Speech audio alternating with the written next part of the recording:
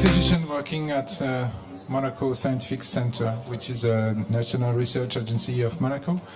And I work at the crossing of two departments, which are the marine department and the medical department. And I'm running ocean and human health activities there. The title of the presentation is Ocean and Human Health, a sea of hazards, but an ocean of benefits. And I'll explain that later. Could you please project the next slide? And I'm running ocean and human health activities in Monaco Scientific Center. I will pass this slide quickly. You can catch the short links on the streaming and check the documents and reports we've produced. Could you go to the next slide, please? So there are many risks provoked by the ocean for human health, and some risks are direct and some are indirect. Some are immediate and some are delayed. And all those risks maximize each other. For example, when you have marine extreme events, you have some victims, of course, but those events can damage health infrastructures. They can also destroy chemical plants, so there is a relapse of pollutants in the environment. And for example, as well, the sea level rise is provoking salting of drinking water and farmable lands. So there's also marine pathogens, toxins and pollutants, but our three distinguished speakers will talk about this just after me. What I want to say is that climate change is a threat multiplier for all those risks in frequency, intensity, and also location. All those are increasing. Next slide, please. But the ocean and human health is a complex discipline, and there's a lot of risks, but also a lot of benefits. And which symbolize the best this complexity is this picture taken from a great article by Laura Fleming and colleagues from Exeter. And you see in blue there are all the positive effects, and for human health, and in orange the negative effects, and all those effects compete with each other, aggravate each other, and I will just focus on two benefits, which are, please the next slide. There is a lot of potential of actual and potential biological tools and new drugs coming from the sea. You have, for example, biological glue derived from mussel, and you have also anti-cancer drugs derived from sponges, an extremely strong painkiller derived from cone snail. And you have also some antibiotics derived from marine yeast. Please, the next one. And one of the benefits from human health and well-being is what is called the blue health effect. It's the improvement of the health by getting near coastal and marine areas and Great Lakes. And also diving. On the low hand, you have an image of a team conducting clinical trials for PTSD treatment of victims of terrorism and war by the use of diving. And there is now a study, Scientific Center of Monaco is funding for the study of burnout physicians from the ER, and they get into this diving program to improve their stress and health. Thank you, and now I have the great honor to introduce as our first speaker Professor Rita Caldwell. She's a world-renowned microbiologist. She has authored more than 800 scientific publication. She's a professor at the University of Maryland. She has an exceptional career devoted to waterborne disease. Please, Rita, Professor Caldwell, dear Rita, the floor is yours. Thank you so much for the very kind introduction. And I would like to express thanks to His Serene Highness Prince Albert for his wonderful support of the World Oceans and protection of the marine environment. And excellencies, honored guests, and friends, it's really an honor and privilege to present some important findings on oceans and human health. May I have the first slide? This special session today is very important because climate change and the oceans does shape the human health condition. I'm going to first present some background information on Vibrios. These are bacteria common to surface waters of the oceans, and especially coastal regions. We have the next slide. The classic Vibrio is Vibrio cholerae, the causative agent of cholera. It was first described by an Italian medical student around 1890, and then subsequently described and named as Vibrio coma by Robert Koch, the famous German microbiologist. And as you can see, it's because it's a curved rod, as you see from the slide. And subsequently, it was renamed Vibrio cholerae because it is the causative agent of the pandemic disease cholera. Cholera remains a threat affecting about 50 countries today, with about 2 million deaths each year. We are in the 7th pandemic, which began in the 1960s. So we are in really 2 pandemics, cholera and COVID-19.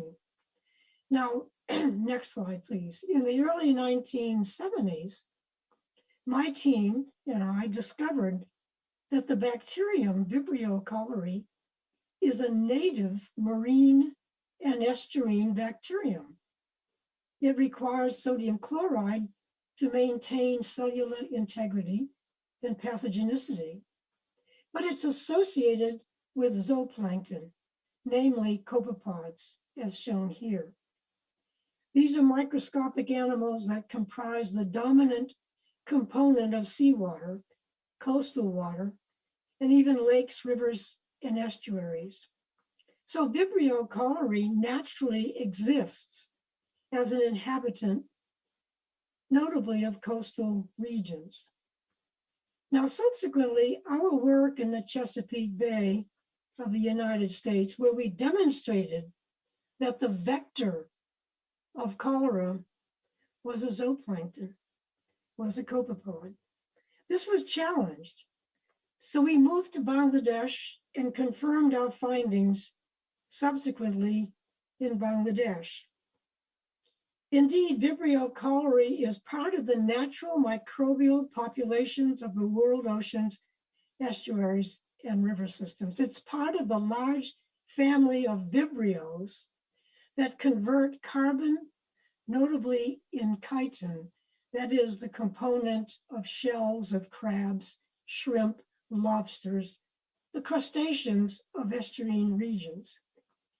We subsequently discovered that Vibrio Parahemolyticus, a seafood transmitted human pathogen, first discovered by Dr. Fujino in Japan in 1950, that is another Vibrio widely distributed throughout the natural environment, the ocean environment. Another human pathogenic Vibrio is Vibrio Vulnificus, which, when it becomes a systemic infection, after infecting a cut, an abrasion in the skin, is highly dangerous because it has a fatality rate of about 50%. There are other Vibrios that are pathogenic for fish and other marine animals. But let me say that the pathogens are a very small component of the natural, healthy microflora of a healthy environment.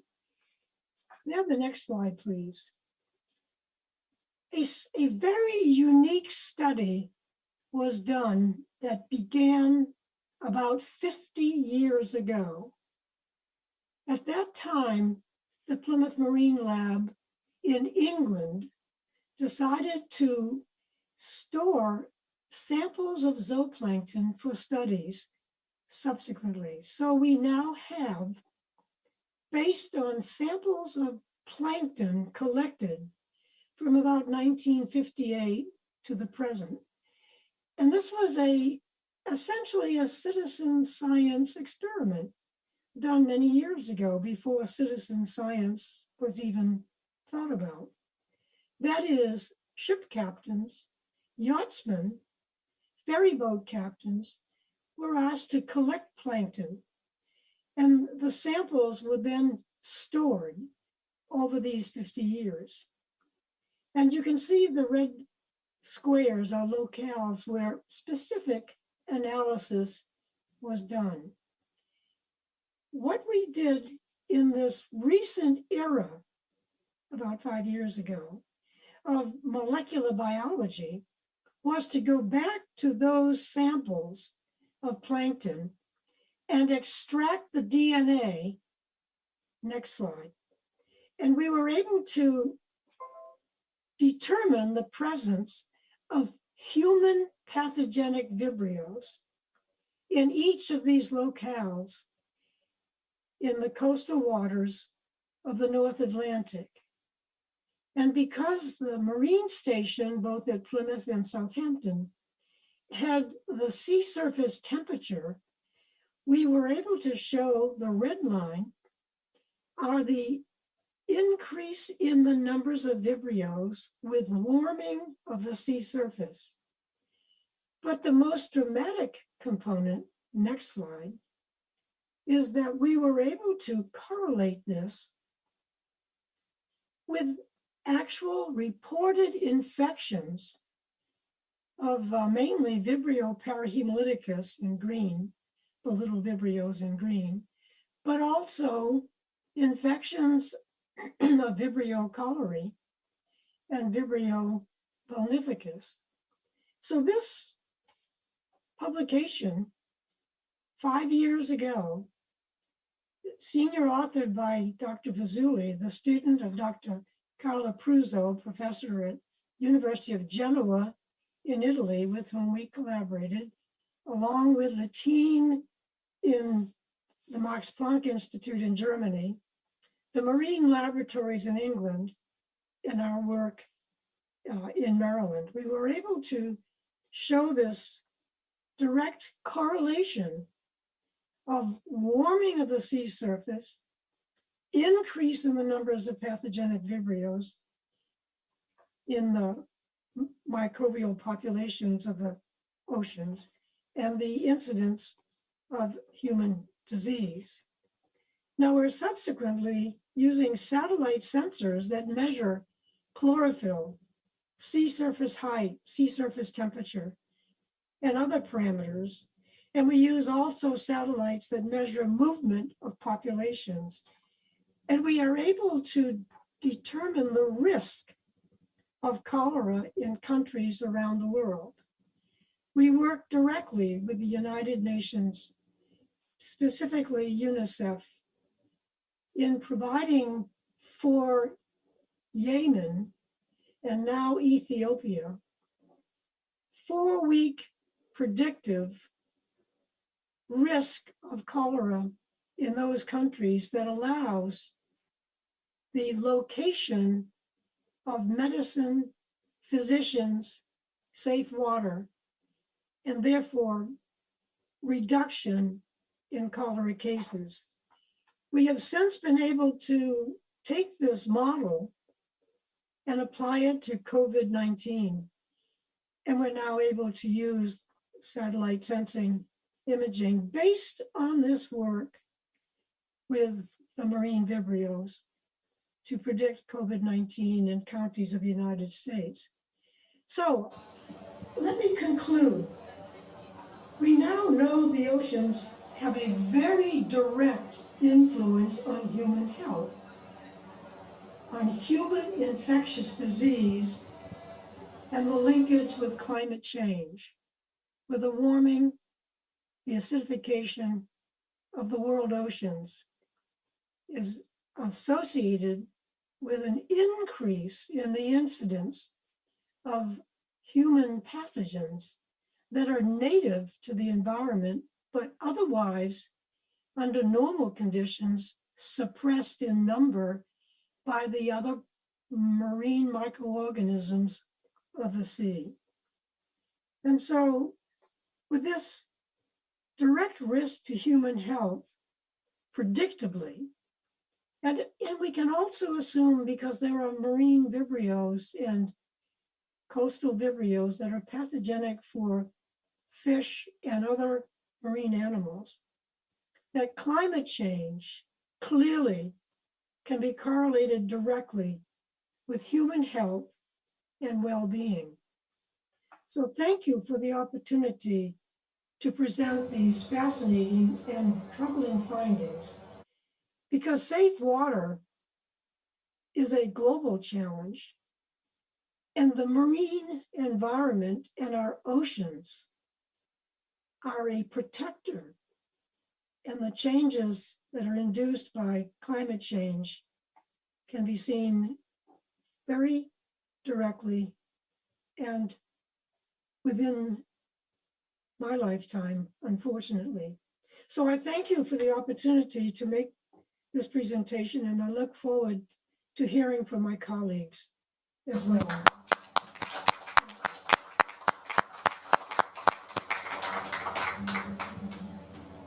Thank you, Professor Caldwell. Thank you, Professor Caldwell. Now, for me, I have the pleasure and privilege to introduce Professor John Stegman. He's a pioneer of the Ocean and Human Health discipline as such, and he leads the Ocean and Human Health Center at the Woodsole Oceanographic Institute. His career is focused on the exposure of fish, birds, whales, and humans to toxins and chemicals. John, the floor is yours with just a small remark. Please, you have to speak as fast as you can. Thank you, John.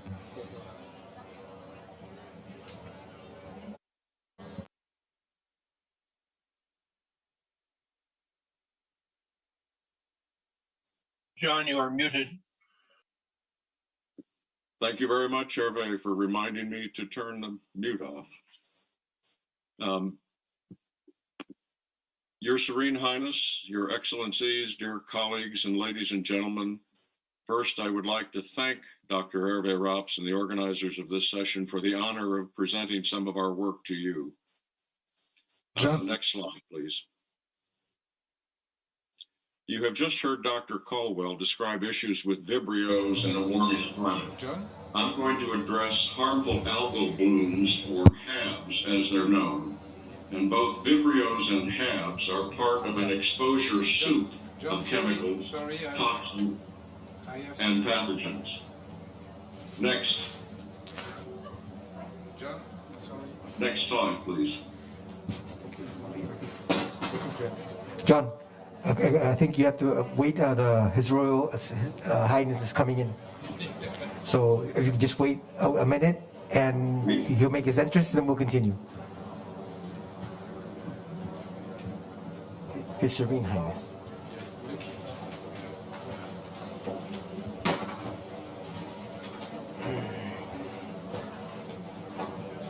Yeah.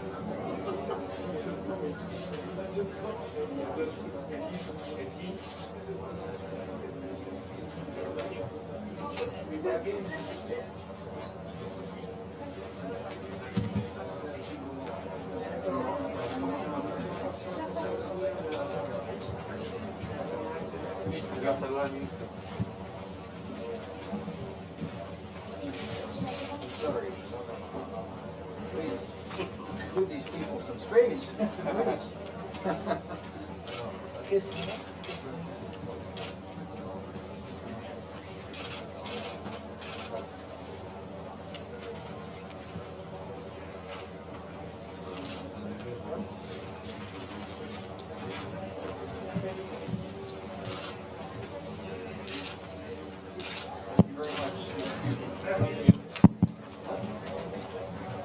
Your Highness, on behalf of the Monaco Scientific Center and in a personal capacity, please accept our deepest thanks for the support you give to this event by your presence and the presence of the delegation of the Principality of Monaco.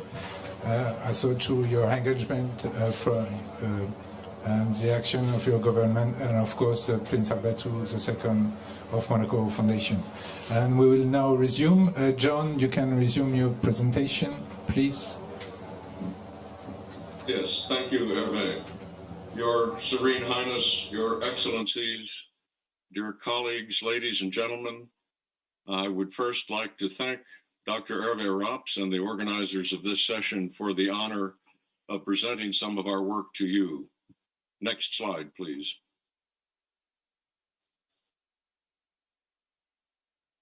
Slide, please. You have just heard Dr. Caldwell describe some important issues with Vibrios and a warming climate and disease incidence. I will address harmful algal blooms, or HABs as they are known. Both Vibrios and HABs are part of an exposure soup in the oceans of chemicals of various kinds, toxins, and pathogens. Next. So what are harmful algal blooms? Essentially, they are massive increases in the numbers of single-celled phytoplankton, like those shown here. Next. You are all familiar with fields of the same plants that occur on land, such as these beautiful flowers here, almost in single culture in various parts. Next. Well, the massive increase or bloom of phytoplankton can occur in oceans and seas with numbers and densities so great that they can color the water, often producing red tides, such as seen here, or next, and here. However, not all are red, nor are all marine. Next. Shown here is a massive cyanobacterial bloom on Lake Erie in the U.S. Great Lakes in 2014. Next. The harm occurs when the algal species that bloom make biotoxins, and the concern is complicated as there are multiple biotoxins made by multiple different species of algae and in different environments. And there are different routes of exposure to those toxins. Next. Perhaps the most common route of exposure is through consumption of shellfish or of fish that have been contaminated by these algal toxins that they have accumulated. But exposure can also occur from swimming where there are blooms, breathing in aerosols that contain toxins from cells that have broken in the surf, or drinking water with toxins, as happens with freshwater blooms. In 2014, there were 500,000 people in Ohio left with no drinking water because of the massive bloom in Lake Erie. Serious health consequences, even death, can result depending upon the nature of the toxin. Next. potent neurotoxins are known in part by the symptoms associated with contamination. Thus, saxitoxins are made by some species, and they can result in paralysis and even death. This is referred to as paralytic shellfish poisoning, or PSP. It is referred to as shellfish poisoning as it most often occurs as a result of eating shellfish.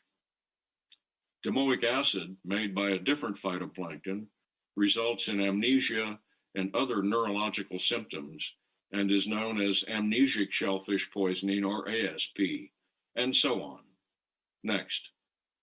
Other toxins are known to cause gastrointestinal symptoms and are known as diuretic shellfish poisoning for the diarrhea. Next. The freshwater cyanobacteria produce a number of toxins, including microcystins, which are potent hepatotoxins, and others. Next. While generally of concern to consumers who consume the toxins directly, there also are studies suggesting that toxins could act during development in utero, affecting next generations. Next. The various toxins also affect wildlife, resulting in fish kills and, next, even in marine mammal death. These various blooms and toxins collectively have a huge economic impact, from illness, lost productive time, and loss of resources, amounting to billions of US dollars. Next. So what is the global picture? Here we see locations where blooms producing PSP in red, ASP in green, and diuretic shellfish poisoning in blue occurred in 2017. Clearly, this is a global issue. Next. But while they are globally distributed, we can now ask, are the HAB events actually increasing? And is climate a driver of any such increase? Next. If we compare the paralytic shellfish poisoning HAB events in 1970 and 2017, it looks like a large increase in events globally. However, next, in this study published in 2021, much of the perceived increase can be attributed to more and better monitoring and to emerging impacts. To quote from that paper, there is no empirical support for broad statements regarding increasing global trends. Instead, trends need to be considered regionally and at the species level. Next, with new understanding of the influence of temperature on the life cycle of Alexandrium catenella, the species that causes paralytic shellfish poisoning, we have been able to identify profound regional changes linked to warming. Next. Anderson and colleagues in our center find evidence of massive blooms in the Arctic. They conclude, quote, the results indicate that the region can support annually recurrent, self-originating A. catenella blooms at an unprecedented scale. This poses a significant and worrisome threat to public and ecosystem health in subsistence-based Arctic communities with no history of exposure to HAB toxins. Next. With elegant modeling studies, our teams have also begun to be able to predict amnesic shellfish poisoning blooms even later in this century, supported by accurate hindcast from those models of over a period of time up to the present. Next, in freshwaters, there is empirical support for global increases in blooms since the 1980s. Next, so to summarize, understanding and predicting algal blooms and toxicities, including developmental and low-dose neurotoxicities, are significant public health concerns. What do we need to know? Well, we do need to know what are the effects of HAB toxins when together in chemical mixtures in that exposure soup. How might exposures and risks change with changing seas and oceans? While there is certainly evidence that in some cases, the warming climate is associated with changing region and abundance of various toxin-producing organisms. It is still uncertain in many places. And how to protect those who are most vulnerable. Health impacts are likely to be greatest for indigenous peoples in the global south, subsistence fisheries, coastal areas, including in the Arctic. And there is need to protect aquaculture facilities, as in Chile. Next, what can be done? Well, the Lancet Countdown 2021 indicated that only 0.3% of climate adaptation funding is for health systems. This needs to be increased with increased information regarding evidence for harmful algal bloom or other marine exposures associated with diseases that appear in the emergency room, for example. There's need to expand and strengthen international agreements on monitoring, and there is a definite need to continue research to enable bloom prediction. Our efforts in our center are focusing on predicting those changes in a climate context. There is need to continually alert managers and communities in a timely way and to control nitrogen pollution that feeds many blooms. Basically, implementing the 3M, management, monitoring, and mitigation. Next. Lastly, I would like to acknowledge the members of the teams in the Woods Hole Center for Oceans Human Health, whose work I have discussed here. And next slide, I thank you all very much for the honor of presenting this information.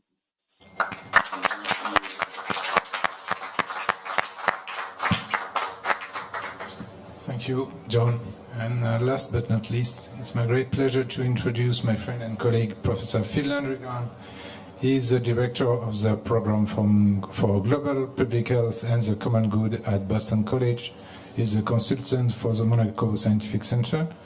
His research led to the ban of lead-based paint and lead-based gasoline. Phil, the floor is yours.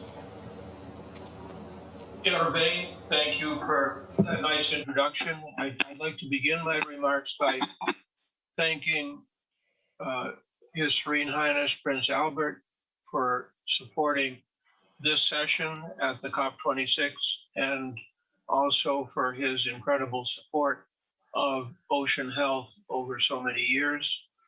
And so I open my remarks by saying, Your Serene Highness, Excellencies, honored guests and friends, I will talk with you this morning to follow up on the presentations by my colleagues. I'll talk on ocean pollution by chemicals and plastics.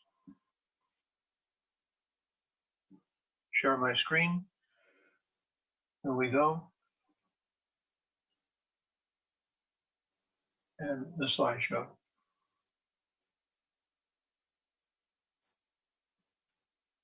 Very well.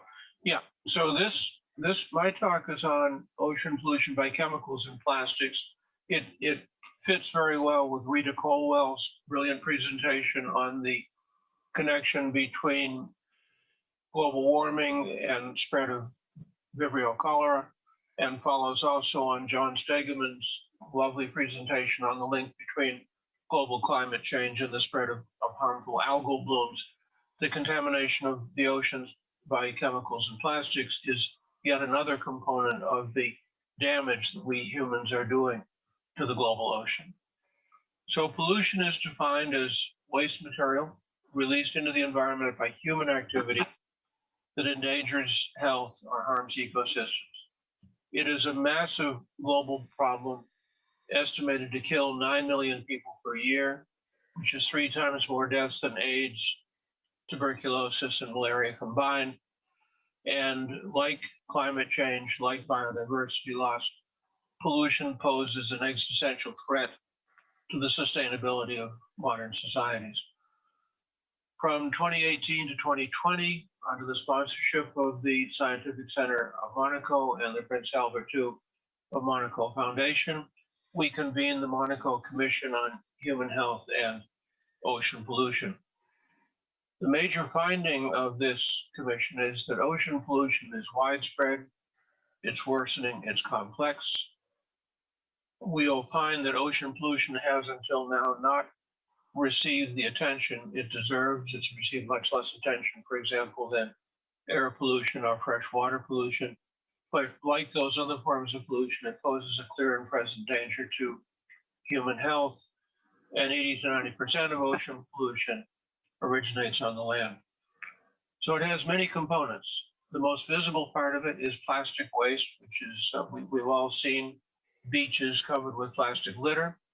And when plastic waste resides in the ocean for any period of time, it breaks down into microplastics, which can persist for decades and even centuries in the ocean.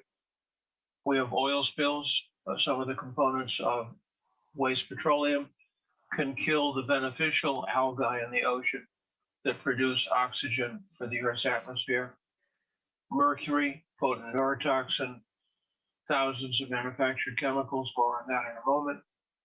Pesticides, and finally the nutrients that Rita and John have talked about that feed the pathogenic bacteria and the algae in the coastal waters. What are the major drivers of ocean pollution? Well, first of all, it's coal combustion and artisanal gold mining, which are the major sources of mercury pollution. And then, and here's a trend going back to the 1500s in mercury pollution. And you can see in the past century, we've emitted more mercury into the atmosphere than at any time in all prior human history.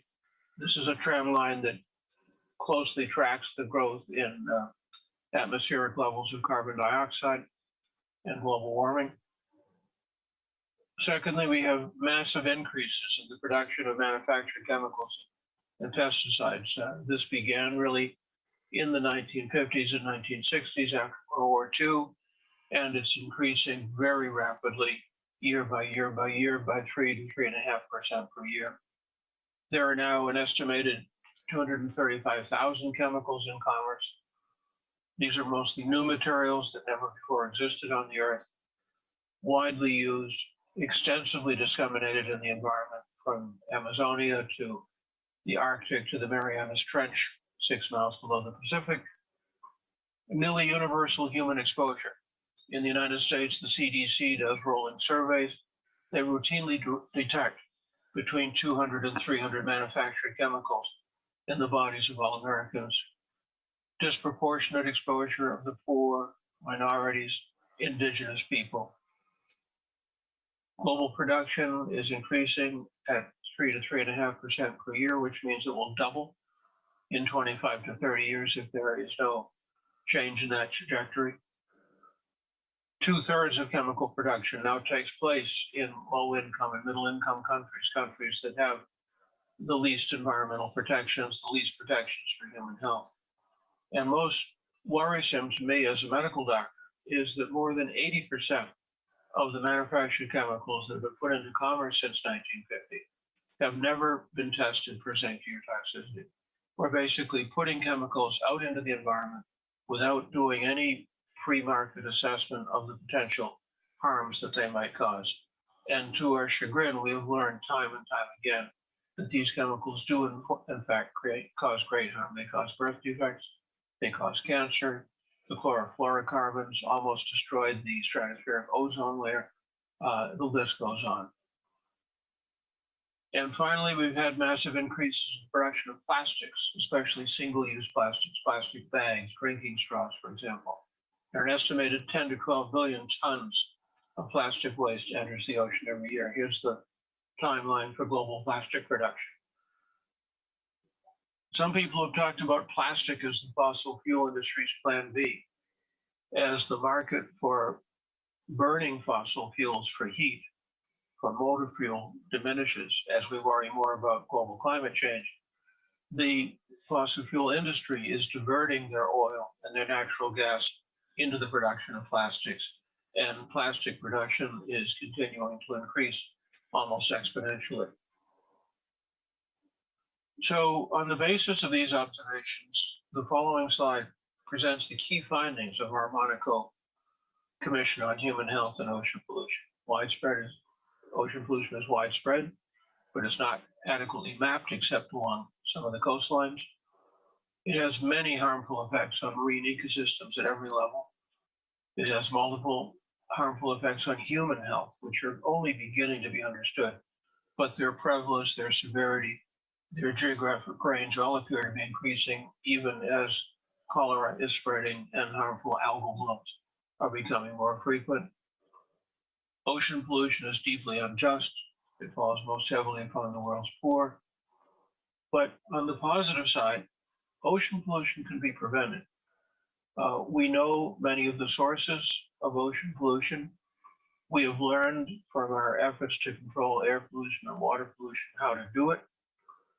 The rate limiting factor is not technology, it's political will and leadership. And this is where the work of Prince Albert and the Principality of Monaco is so important. When a head of state such as Prince Albert stands up and says we have to do something about this, that kind of leadership is amazingly effective. We also know that pollution prevention is highly cost effective. It creates massive benefits for health and well-being in the economy. And this is a little slide focused on air pollution, and it shows that as air pollution went down by something like 75% in the United States from 1970 to 2016, that the gross domestic product, this green line at the top, increased by 250%. So it is simply not true. It is not true that pollution control kills the economy or costs jobs. In fact, quite the contrary. We've had multiple successes in the control of ocean pollution, and these successes have been highly cost effective. The cleanup of Boston Harbor, where I live, the cleanup of Victoria Harbor in Hong Kong, Chesapeake Bay, where Rita Caldwell has been so deeply involved. The control of persistent organic pollutants and toxic metals in the waters surrounding Northern Europe, the control of harmful algal blooms in the Seto Sea in Japan by reducing the flow of nutrients into that water body. Prince Albert's efforts through BMED to control plastic pollution in the Mediterranean, restoration of coral reefs in Samoa. All of these triumphs have boosted economies, they've benefited human health, they demonstrate that pollution control is possible and that these local efforts could be taken to global scale. Their benefits will last for centuries.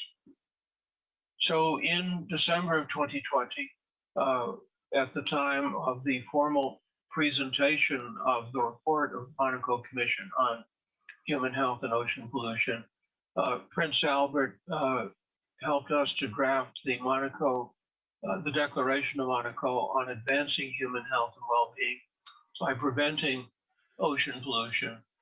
This declaration reviews the science and presents a call to action aimed at leaders in all countries and to all citizens of the world to safeguard human health and preserve our common home by ending pollution of the oceans. The declaration made three key recommendations. Firstly, that the world must transition rapidly from fossil fuels to clean, renewable energy, wind, solar, tidal, and geothermal power. And we need to do so in a way that does not rest on the extraction of minerals and metals from the world's poorest countries by artisanal and small-scale mining. Secondly, we need to prevent mercury pollution of the oceans by ending coal combustion and controlling the release of mercury from small-scale mining. And finally, we need to end plastic pollution of the oceans by reducing the production of plastics, and especially by imposing a ban on the global production of single-use plastics. So in conclusion, I thank you again for the privilege of making this presentation, and I present this quote from the author, Arthur C. Clarke, how inappropriate it is to call this planet Earth when it is quite clearly ocean. Thank you.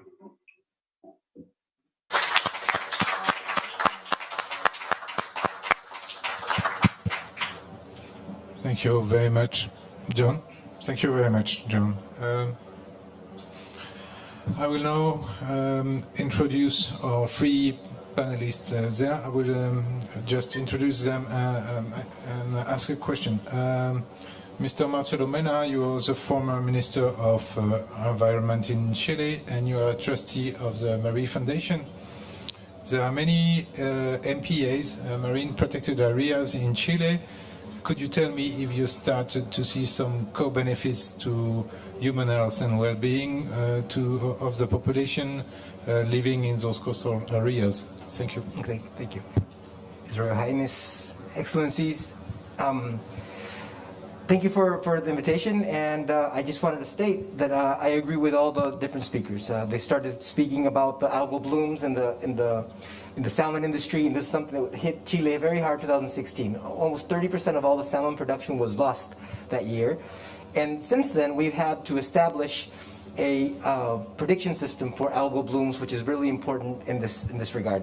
And just to show how fast this thing goes, we had recently released an adaptation action plan for aquaculture production and fisheries. And in the plan, it said we should set up a monitoring system, but obviously we did not expect this to occur as it has continued to occur. Now we do have a system that's able to show which are the places that we should not zone this production of salmon because it's too vulnerable to climate action because of the increased frequency of the algal blooms.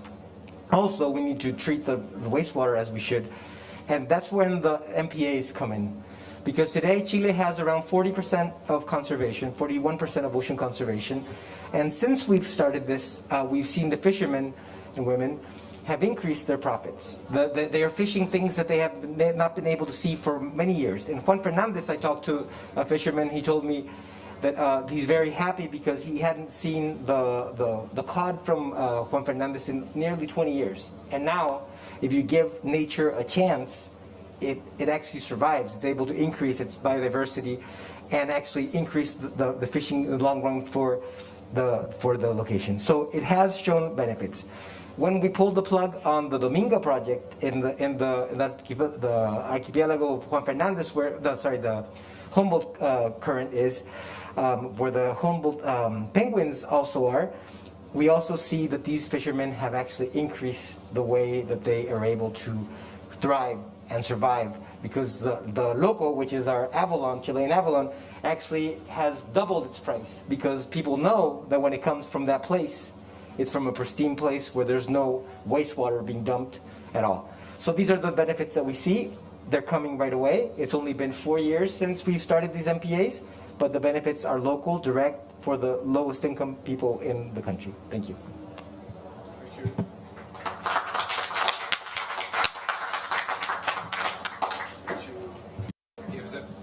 If there was any more argument needed to increase the number of MPAs, I think there is no more argument needed, but your answer is a great addition to the topic of MPAs, so thank you.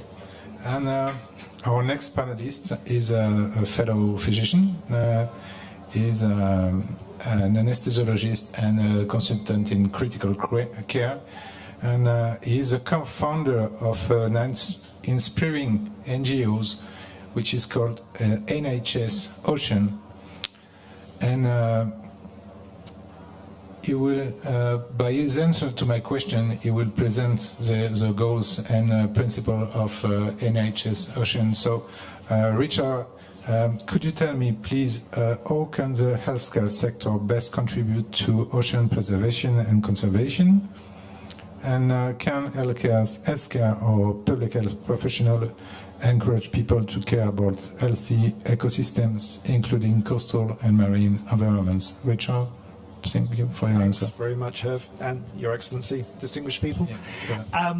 Yeah. I think NHS Ocean, I mean, I sit here as one of just a few individuals who, a couple of years ago, or over the couple of years, we suddenly understood that oceanic ecosystems were not being featured within human healthcare strategy. So as a critical care consultant, I was dealing with individual patients. I was working extremely hard to improve the outcome of these patients, but I didn't know the wider cost. And I became really interested in how our NHS goods were being delivered to the UK. I was using a lot of stuff, a lot of consumables, a lot of pharmaceuticals. I had no idea where they came from, and I had no idea what their impact was. So I was very aware of all the harms that were occurring through obviously the provision of healthcare globally, but I just couldn't really see a solution from where I was stood literally in front of patients. So I started thinking about how healthcare could function at a global scale to leverage change which would benefit the oceanic ecosystem. So we were really lucky that we had NHS England's net zero document come out in October 2020, and that provided us with a really great infrastructure to start to work to. But the one thing that really kind of drove home was that 62% of our carbon output was locked up in supply chains. So if we were going to be able to become net zero by 2045, including our supply chains, we had to tackle these international supply chains. We had to understand where everything came from and the impact of that global procurement. So I suddenly came across the idea that we have 80,000 suppliers to the NHS. It's a huge industry, billions and billions of pounds locked up in this industry. And I needed to somehow make the NHS and these suppliers care about oceanic health, because 80% of these goods were coming into the UK on container ships. And through my reading, I was very aware that container ships, although they are working extremely hard to change at a global scale, there were still carbon and non-carbon impacts from this procurement step. And so I started reaching out, and luckily at the same time I found Laura Fleming and Georgie Soman, two fantastic colleagues who shared the same vision. So as one example, as an answer to your question, Herv, is that what we are doing is we're leveraging this supplier healthcare relationship. So we both need each other to survive. We need buyers for the goods, and we need providers of healthcare consumables to the health service. But these have been delivered on ships, and these ships are on the oceans. And we know the oceans are suffering harm. So through this relationship, through asks that the healthcare service can articulate through to our suppliers, we can drive changes.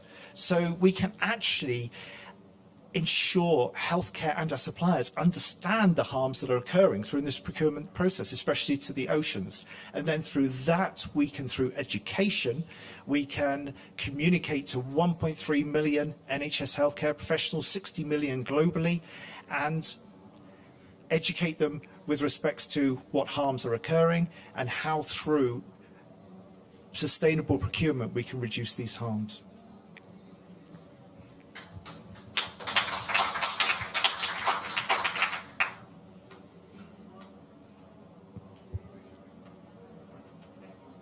Richard.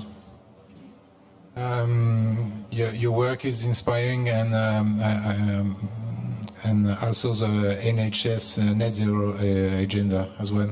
And also I have a question for Professor Hatton. Angela, could you are the Director of Data Science and Technology and Chief Scientist at the UK National Oceanography Centre. Could you tell us if what types of data and additional studies are needed to better define the impacts on human health of ocean degradation, please? Thank you. Is it working? Yeah, thanks. Absolutely. I mean, we've heard already today about a number of ways in which, by measuring and monitoring what's happening in the ocean, we can actually make change. And so, for instance, we now can reduce the risk of harmful algal blooms, because by monitoring it, we can shut down fish farms when there's a bloom nearby. So we can work that way. And there's a saying which is you can't manage what you can't measure. And I think it's really important to think about. But I kind of like to take it to a bigger view, which is the ocean covers 70% of the planet. It's 4 kilometers deep on average, and it's about 96% of the habitable space on Earth for biology. And we know very little about it. And we heard about the potential for whether it's pharmaceutical drugs, which could help with cancer, whether it's about understanding the biology itself and protecting it. And so what we really need to do is properly start to understand and monitor the ocean. I hate to use the pun, but we've only really looked at the surface mostly, and the deep ocean is a vast, unknown, undiscovered territory that we need to know more about. I think they say that there's only about 10% of the biology in the ocean that's actually been described, so think of the potential there. So what are the gaps that we can do? Well, one, we can actually start to really measure and understand the ocean. And where we do global ocean observing, we are very good at the physical and the chemical and biogeochemical. On a biological context, we need to get better. We need to know more about the biology in the ocean. We were discussing earlier that the Earth system or the ocean is a bit like a person in medical terms. You don't want to fix them when they've got the problems. You want to look ahead and actually say, if you do these things differently, you won't have the problems. So rather than us monitoring and measuring where things are going wrong and finding fixes, I'd like us to think the gap is to really start to understand the bigger picture about the biology in the ocean, what it's got potential for and where it could go wrong, because we know when we see it going wrong.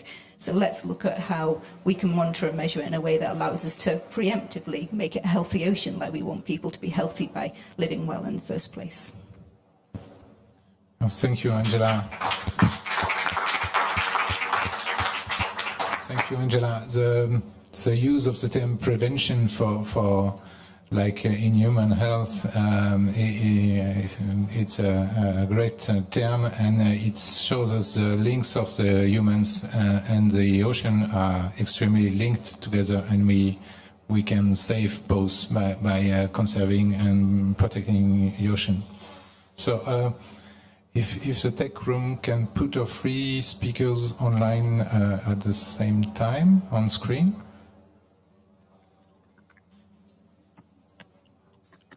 Yeah, thank you. I would like to thank our 3 speakers which are in the US. I'd like to thank our panelists on stage. I would like to, of course, thank you, Your Serene Highness, for your presence, and the delegation of the Principality of Monaco, and the distinguished guests for being here.